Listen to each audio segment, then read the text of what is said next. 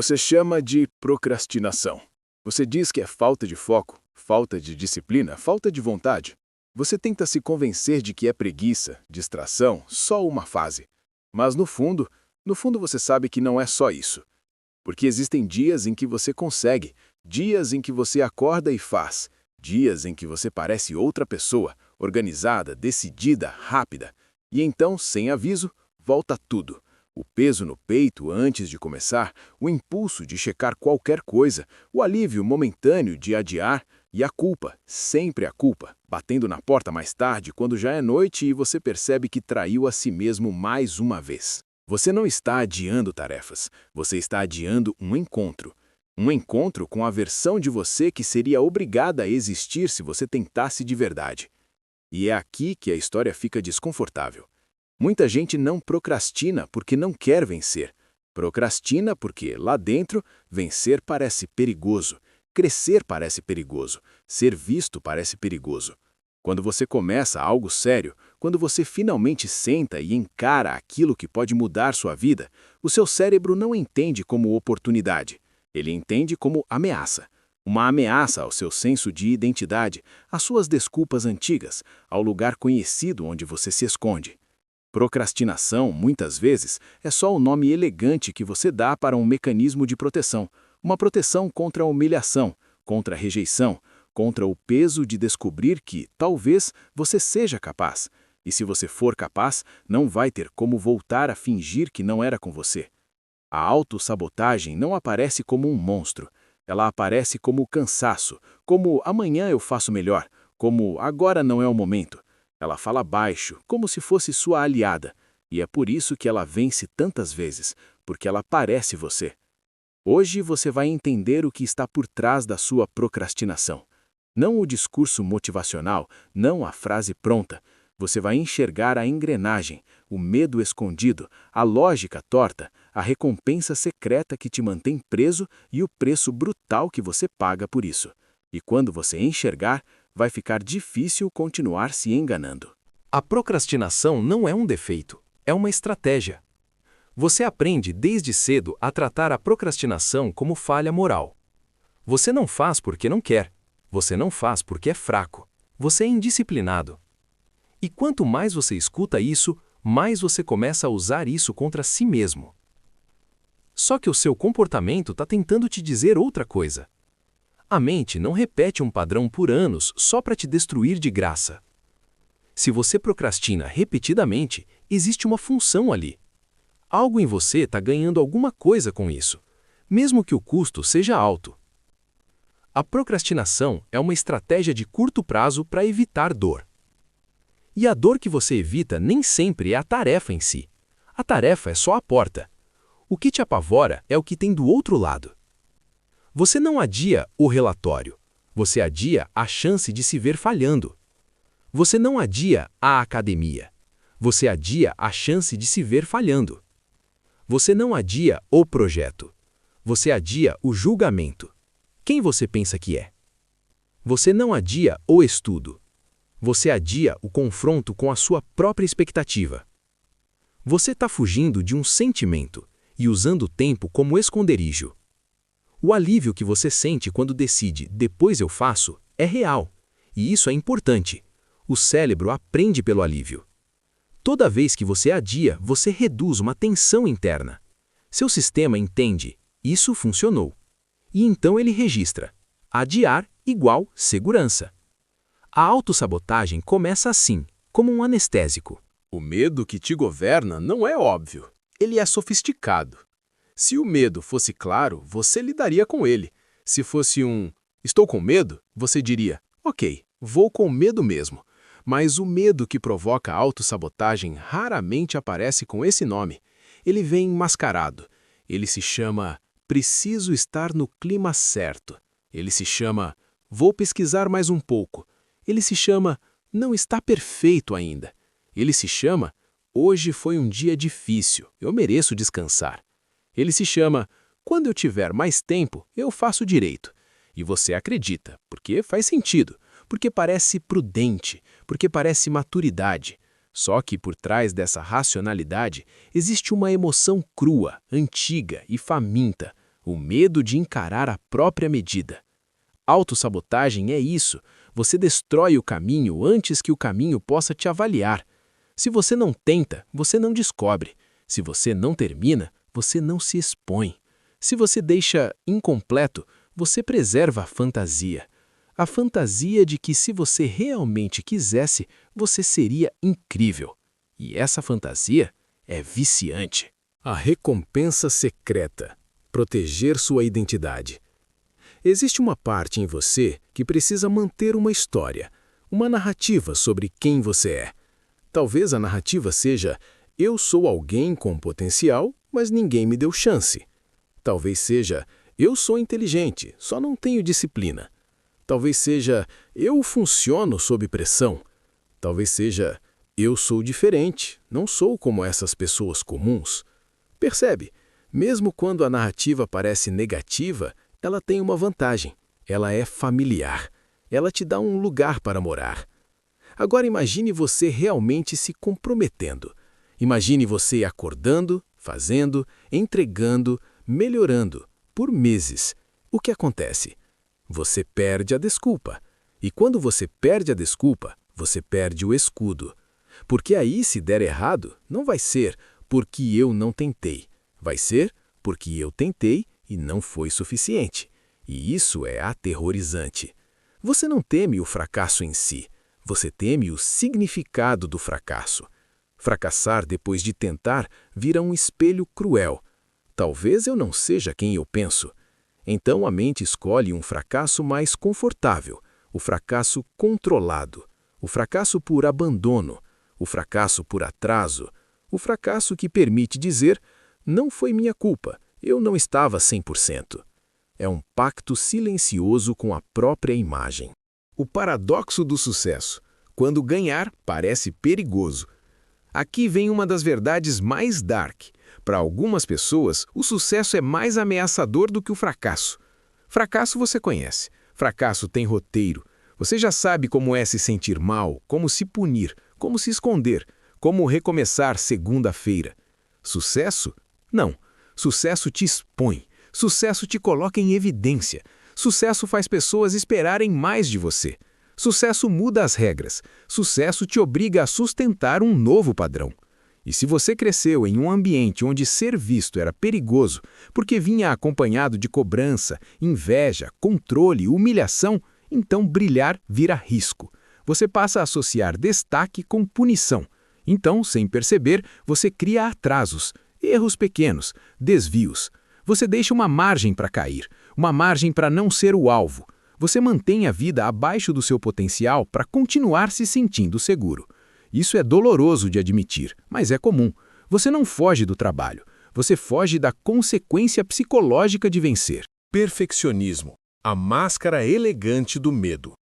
Você já percebeu como o perfeccionismo parece virtude? Você consegue até receber elogio por ele. Nossa, você é exigente, você faz tudo muito bem. Só que o perfeccionismo que paralisa não é amor pela qualidade, é terror de errar. E aí você cria um padrão impossível e usa esse padrão como justificativa para não começar. Você diz: se não for perfeito, não vale. Então você não faz. E quando não faz, você não falha de verdade. Você só adiou.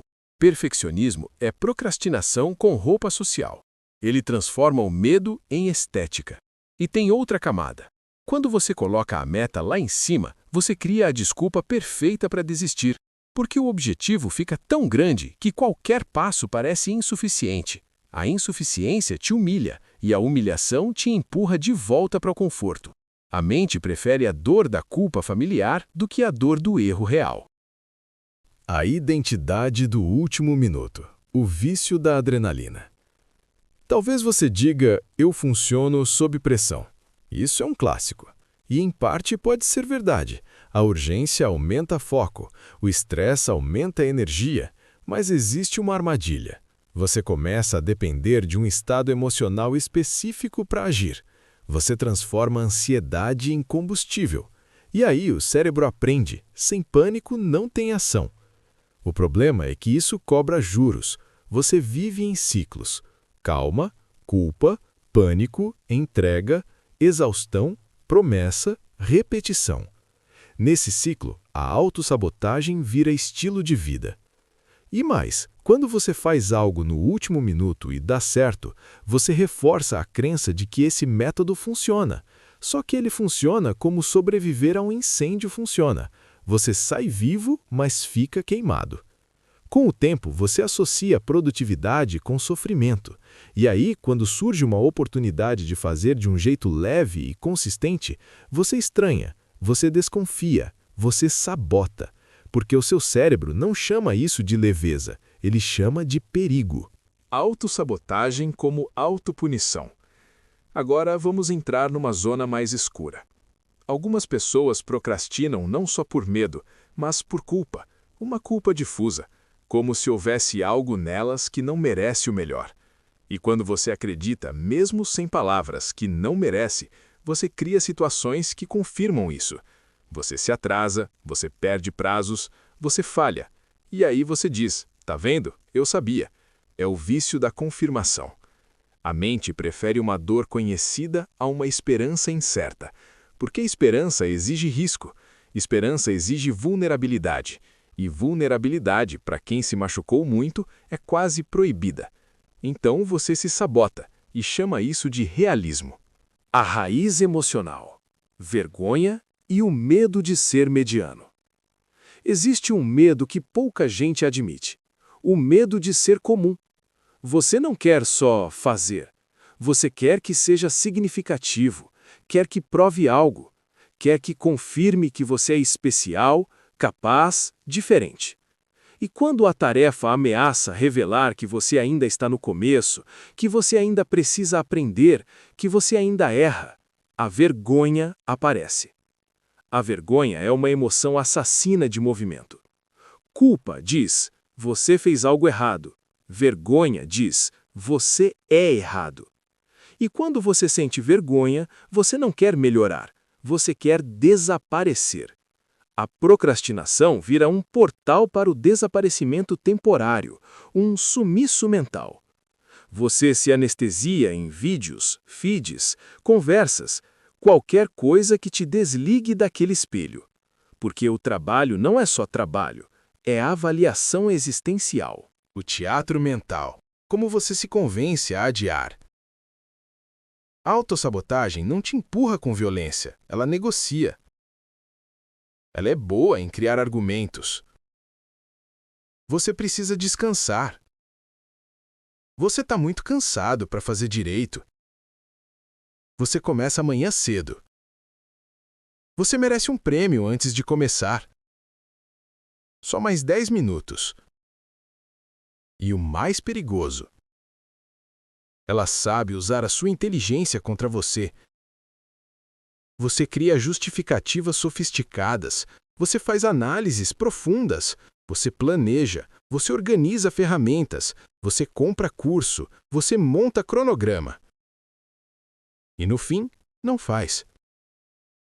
Porque planejamento pode ser uma forma socialmente aceita de fuga. Você sente que está avançando sem avançar, e o cérebro gosta disso, é uma recompensa sem risco. 10. O momento em que você percebe procrastinação é medo de contato com o real. Quando você vai começar algo importante, repare no segundo anterior ao movimento. Antes de abrir o arquivo, antes de colocar o tênis, antes de escrever a primeira linha, existe um instante de silêncio, uma microtensão, um nó. Esse nó é o que você evita. Porque naquele nó mora a verdade, você está prestes a se expor ao real. E o real é imprevisível, você pode travar, pode errar, pode ser julgado, pode se frustrar, pode descobrir limites, pode descobrir potenciais. É assustador. Então você foge para o familiar, distração, depois, só hoje não. Autossabotagem é medo de contato com o real. O custo oculto. Você não perde tempo, você perde identidade. A tragédia da procrastinação não é o prazo perdido, é o efeito cumulativo. Você começa a duvidar de si. Você promete e não cumpre. Você se desrespeita. Você perde confiança na sua palavra. E quando você não confia em você, você fica pequeno dentro da própria vida. Você vira alguém que quase faz, quase começa, quase muda, quase vive.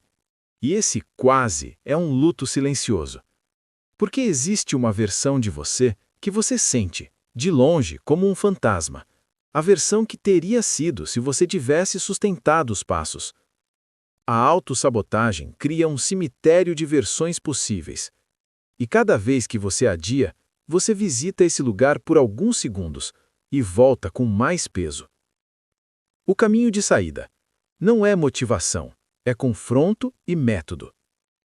Agora, se você entendeu isso tudo, cuidado com uma armadilha, transformar esse vídeo em mais uma reflexão bonita que você consome e depois esquece. O ponto não é você se sentir inspirado, é você mudar a relação com o medo. E isso começa com uma decisão simples e brutal.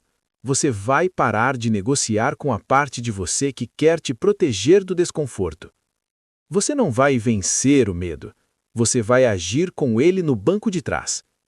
Aqui vão estratégias práticas, sem romantizar. Nomeie o medo antes de começar.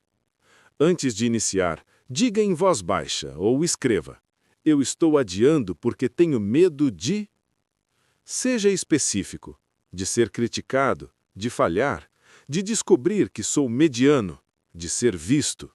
Nomear reduz o poder do monstro. Faça um pacto de imperfeição. Defina a regra. Hoje eu só preciso começar mal. Começar mal é começar, e começar é quebrar o feitiço. Quebre o trabalho em uma unidade ridícula. Não é escrever o projeto, é abrir o arquivo e escrever 3 linhas. Não é treinar, é calçar o tênis e andar 5 minutos. Você não está treinando força, você está treinando confiança. Troque objetivo por ritual. Objetivo assusta, ritual acalma. Exemplo: todo dia, às 19 horas, eu sento 20 minutos. Sem drama, sem negociação. Saia do modo avaliação e entre no modo experimento. Você não está provando valor, você está testando hipótese. Vamos ver o que acontece se eu fizer 20 minutos por dia por 7 dias. Isso reduz vergonha e aumenta a consistência. Crie fricção para a fuga. Deixe o celular longe, use bloqueador, tire atalhos. A autossabotagem ama a facilidade, então você aumenta o esforço de fugir. Recompense o início e não o resultado. Sua mente precisa aprender que começar é seguro. Quando você iniciar, marque, celebre de forma simples. Reconheça: eu cumpri. Um lembrete final, para quando o amanhã tentar te seduzir. A autossabotagem vai voltar. Ela sempre volta porque ela não é inimiga, é um mecanismo antigo. Ela tenta te manter vivo no sentido psicológico, longe do julgamento, longe do risco, longe da dor. Mas você não está mais em perigo como antes. Hoje o perigo é outro, é continuar pequeno. Então, quando você sentir aquela vontade de adiar, não discuta muito, não faça discurso, não tente vencer no pensamento. Faça uma pergunta só. Se eu fizer só 5 minutos agora, o que eu perco? Quase nada. E então, com esse gesto mínimo, você cria uma rachadura na prisão. Porque a procrastinação não acaba com um grande ato heróico. Ela acaba quando você para de alimentar a mentira de que precisa estar pronto para começar. Você só precisa começar para ficar pronto. E quando você começa, mesmo tremendo, você dá um recado para a parte de você que vive com medo. Eu vejo você, mas hoje você não decide. Se gostou, curta, se inscreva e comente.